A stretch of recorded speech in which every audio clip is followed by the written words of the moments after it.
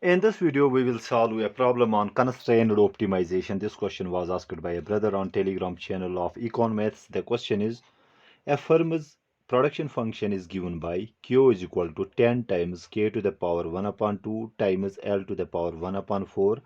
Q denotes the output. K and L are the units of capital and labor employed. Unit of capital and labor costs are $4 and $5 respectively, and the firm spends a total of $60 on these inputs. We have to answer the four questions. The first question is, find the values of capital and labor that maximize the output. Second part tells us, determine the total level of output the firm will produce. And third part tells us to illustrate the optimal input combinations on diagram. And does this production function exhibit increasing returns to scale, decreasing returns to scale, or constant returns to scale? Okay, so let us see what we are being given here. We are being given the production function, and the firm's endeavor is to maximize output. Okay, maximize production function. So the question will be, we want to maximize the production function, which is Q is equal to 10 times K to the power 1 upon 2 times L to the power 1 upon 4. Okay, this is our endeavor, that is to maximize the output subject to the constraint. We need to construct the you know budget constraint for this firm. Okay, what will be the budget constraint? Simple thing, that will be price of capital times units of capital employed plus price of labor times units of labor employed should be equal to the total budget of the firm. That is, let's denote it by B. Okay, what we are being given here? We are being given the price of labor, which is the wage rate, which is being given us here $5. Okay, so the price of capital is $4, price of labor is $5. Okay, which is the wage rate also, and price of capital, which is being given us here, which is equal to $4, and also the budget of the firm is $60. We are being told that very stuff also. Okay, so the endeavor of the firm will be to maximize the output subject to this budget constraint. Okay, let us give them the values. So here we have price of capital is 5, so rather price of capital is 4, so I can rewrite this as, in place of pk I can write 4k plus pl is 5. 5l should be equal to the total budget of the firm. Okay, so we want to maximize this production function subject to this constraint. Okay, here we will, and let's also uh, you know answer the third part also, and let me draw a simple diagram here. We have the units of labor, let us say, on the horizontal axis, units of capital on the vertical axis. Okay, given this budget constraint, and let us draw this budget constraint here. Okay, let us say this is the budget constraint of the firm. Okay, the firm wants to reach to the highest possible iso count. Okay, so let's draw the iso count here, and firm will choose to produce at that very point where the budget constraint and iso count are tangent to each other. Let's draw this iso count like this. Okay, this is our iso count.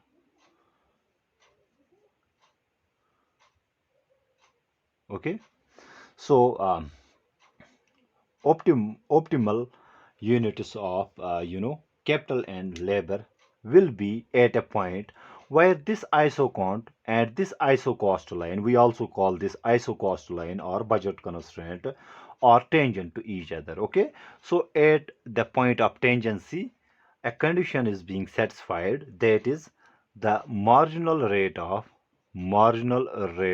technical substitution between labor and capital should be equal to the input price ratio, that is, the price of labor upon price of capital. This condition should be satisfied here. Okay, so for optimization, what is the condition then? So our condition is that uh, the marginal rate of technical substitution between labor and capital should be equal to the ratio of the wage rate and the rental rate of interest, or price of labor upon price of capital. So we have PL upon PK. This condition should be satisfied. Okay.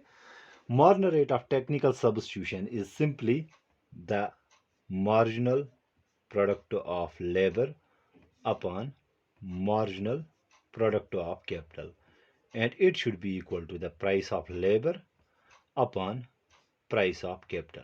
Okay. Now what is marginal product of labor? And let's write it here. Marginal product of labor is simply the partial derivative of production function with respect to labor. Okay, so we want to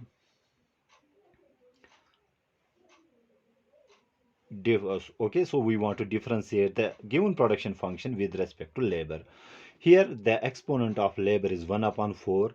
Since we are partially differentiating, this exponent will become coefficient, so we will have 10 into 1 upon 4, that is the coefficient here. K to the power 1 upon 2, it will remain same since we are taking the partials with respect to L. And so here we have L. The exponent of L will be subtracted by 1. So we have 1 upon 4 minus 1. Go x follows 4, which comes out to be minus 3 upon 4. Okay.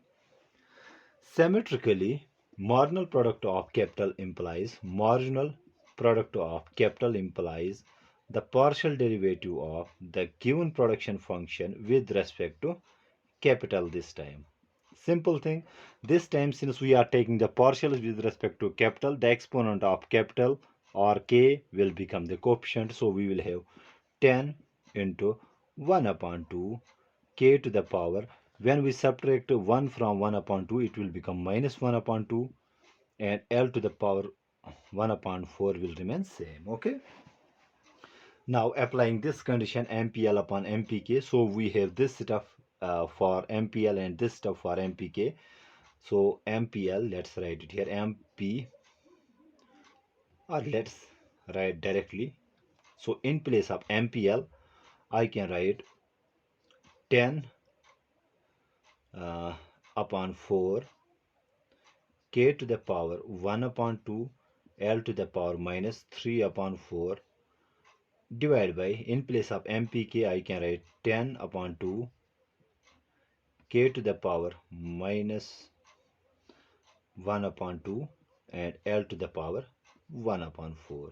It should be equal to the ratio of the prices of labor and capital. Price of labor is 5, and let's write it here 5, and price of capital is 4. Okay. Now solving this stuff here, what will we get? So we have 10 upon 4. Let's write it here 10 upon 4.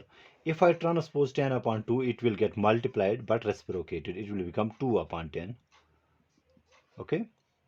Then we have, let us do one thing. If I transpose k to the power minus 1 upon 2 to numerator, the exponent sign will get changed. Okay. Here we have k to the power 1 upon 2, and here we have k to the power minus 1 upon 2. What will I do? I will write k to the power 1 upon 2 of the denominator as it is, and I will reciprocate this denominator to numerator. When I reciprocate it, it will get multiplied, but the exponent sign will change. If it is minus 1 upon 2, it will become 1 upon plus 1 upon 2. Okay. So here you can see k to the power 1 upon 2 times k to the power 1 upon 2. Bases are same. We can add up the exponents. It will become k to the power 1 upon 2 plus 1 upon 2. And we know 1 upon 2 plus 1 upon 2 is equal to 1. So we can write only k. Okay. Odd to odd go up. So we don't usually write this exponent here. Okay. So it is assumed there the exponent is 1. So when I transpose this k here, so I will get only k in the numerator divided by, and in the same manner, what will we do? we will transpose this L to the denominator. Here we have L to the power minus 3 upon 4, and in the denominator we have L to the power 1 upon 4. What will we do here? Simply we can do one thing. We transpose this L to denominator. Same thing will apply. This will get multiplied with this L, but exponent sign will change. We have 1 upon 4, and it will get multiplied with this L when we transpose it or reciprocate it to the denominator, but exponent sign will change. Here it is minus 3 upon 4, it will become plus 3 upon 4. It will become L to the power 1 upon 4 plus 3 upon 4. Okay, bases are same, we can add up the exponents, so it will become 1 upon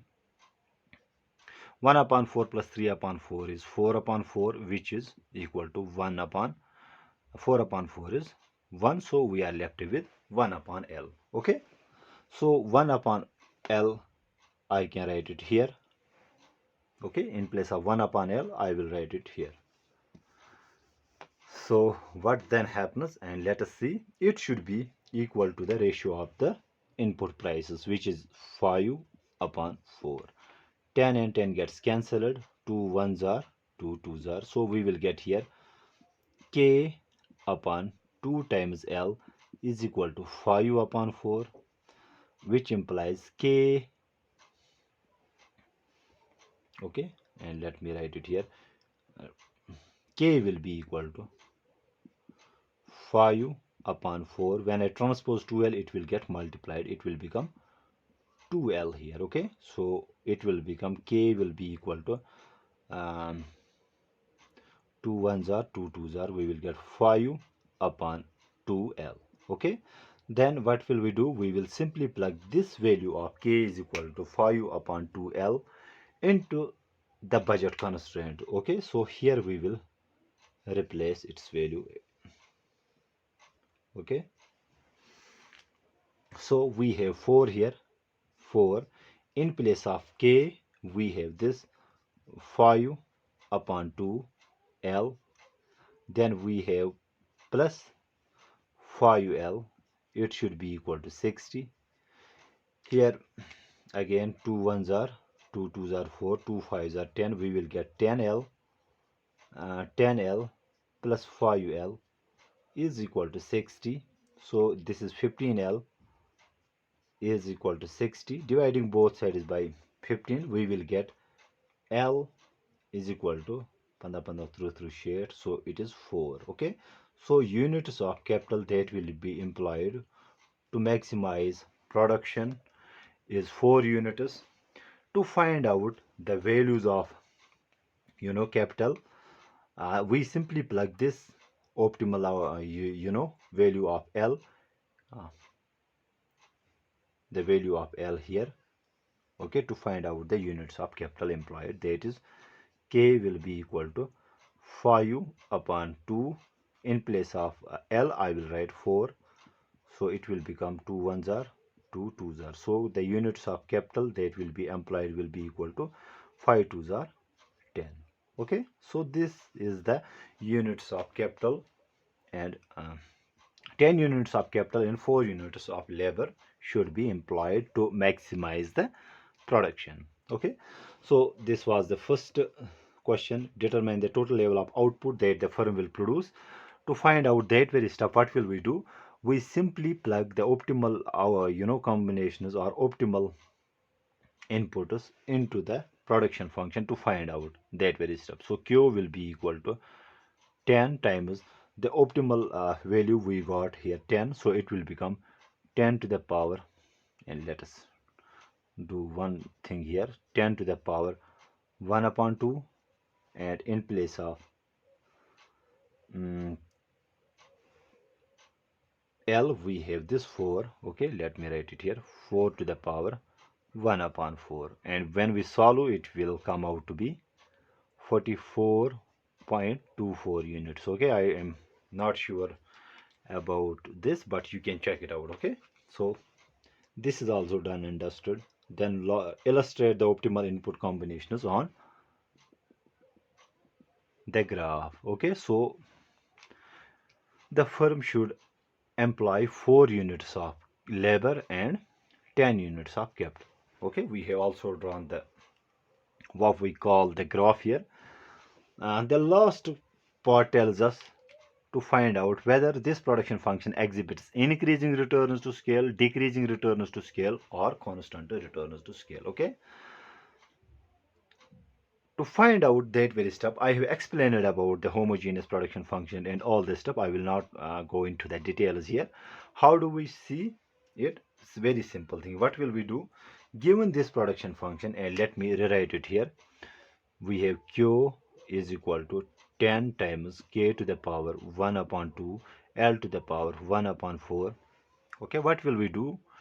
Let us multiply each input by lambda. Okay, so here q is a function of and let's write it in this fashion, okay, to make sense. Here you can see q is a function of capital and labor. Now if I multiply each input, and let me write it here, let L and K are increased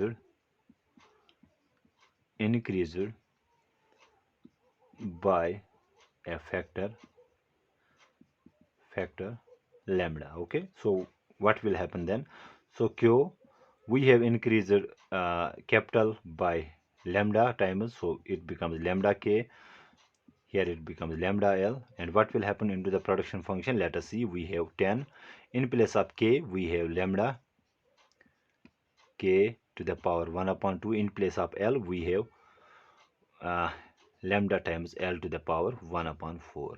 Now let's try to solve this. It will become 10 lambda times 1 upon 2, sorry, lambda raised power 1 upon 2, k to the power 1 upon 2, lambda times 1 up, sorry for this mistake, lambda raised power 1 upon 4, nor log l to the power 1 upon 4. Okay, here we can do one thing. Since lambda and lambda, since the bases are same, we can add up the exponents. It will become lambda raised power 1 upon 2 plus 1 upon 4. Then we have 10 to the power, sorry, 10 times k to the power 1 upon 2, l to the power 1 upon 4. Okay, so adding this, it will become lambda raised power 3 upon 4, and this stuff is our q. Okay, so q lambda k lambda l came out to be this stuff.